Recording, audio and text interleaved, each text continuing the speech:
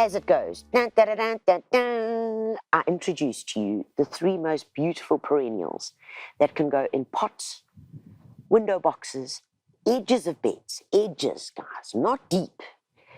Just that gap that you need to fill, especially when someone important is coming to visit, and you want it to be there for a while. Yep, you want to invest in the plant. Well, here you go. This beauty over here, man, it's a killer. This over here is called Lobularia Frosty Night. Beautiful white flowers, like an alyssum. Yep, just like an alyssum, but it's got this golden foliage. Low, wide spreading. Very sunny spots, not thirsty at all. So pots, edges, does the job. When it starts looking a bit scraggly, give it a good haircut and it'll just come back again. This over here, guys, 3 beautiful diascias, indigenous. Can you believe it? Bred for their compactness. They pops of color. They love the sun. 4 to 5 hours sun, so afternoon or morning, they'll be very happy.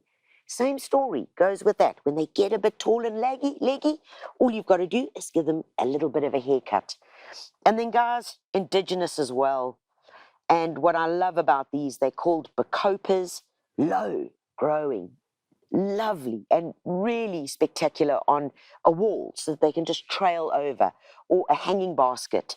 Semi-shade, maximum, or minimum, I should say, 4 hours of sunlight a day.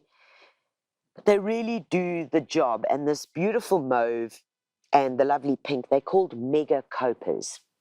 3 plants, sure winners, and they really did deserve a drum roll.